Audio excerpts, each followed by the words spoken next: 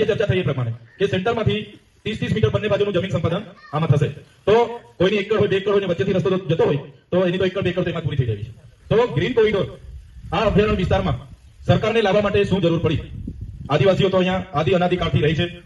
વિકાસ માટે બધાને જ અપેક્ષા હોય કે વિકાસ બધાનો થવો જોઈએ, પણ પર્યાવરણના ભોગે, આદિવાસીઓના ભોગે ક્યાં સુધી વિકાસ? સાચી વાત છે ને? આપણા રોડ રસ્તા છે, આપણી પાસે એટલી બધી કોઈ મોટી ગાડીઓ નથી, કોઈની પાસે હાઈવા નથી કે કોઈ એટલા વાહનો છે નથી, જે ગાડીઓ છે રસ્તા જાય છે, જે છે રસ્તાને બનાવવાના ઠેકાણા નથી, અને ગ્રીન કોરિડોર લાવવાની વાતો છે. અગાઉ પણ અમે આ ગ્રીન કોરિડોર માટે જ્યારે ગ્રામ સભાની સહમતિ લેવા માટે ખાસ ગ્રામ સભા બોલાવવામાં આવી. સાંભળજો મિત્રો, ગ્રામ સભાનો ઠરાવ કેમ જરૂરી છે?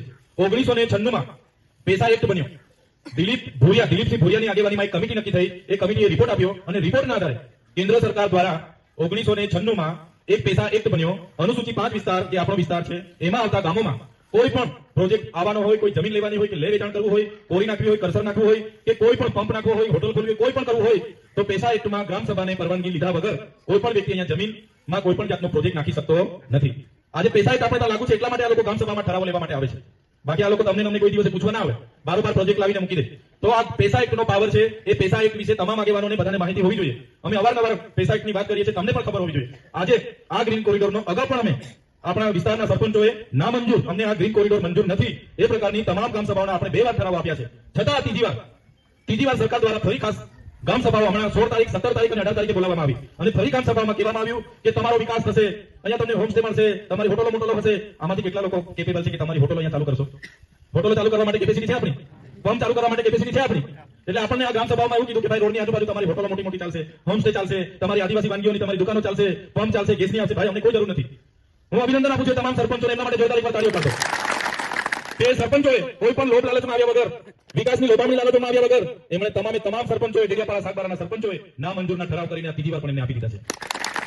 તો સાથીઓ, નામંજૂરનો ઠરાવ આપી દેવાથી આ લડત પૂરી નથી થઈ જતી, આ પ્રોજેક્ટ રદ નથી થતો. અને જેટલા લોકોની જમીનો જાય છે, સર્વે નંબર, એમની કેટલા ગુંઠા, કેટલા હેક્ટર જમીન જાય છે, બધી વિગતો મારી પાસે છે. તો જેમની જમીન જાય છે એટલા લોકો વિરોધમાં આવશે. એ લોકો જાણે, એમનું કામ જાણે, સરપંચો જાણે, આપણે શું લેવા દેવા? એવું નથી. જેની જમીન જાય છે, જેનું ઘર તૂટે છે, જેનું મકાન તૂટે છે, જેનો કૂવો જાય છે, કોઈનો બોર જાય છે, કોઈનો આંબો જાય છે, કોઈનો આંબલી જાય છે, કોઈનો મોવડો જાય છે, એટલા લોકોને નુકસાન નથી થવાનું. આ વિસ્તારમાં ગ્રીન કોરિડોર આવશે, જેટલા પણ ગામો છે બધાને આમાં નુકસાન થવાનું છે. કેમ? એકવાર ગ્રીન કોરિડોર બનશે પછી આ લોકો માઇનિંગ અને ખનન માટે પરવાનગી આપશે.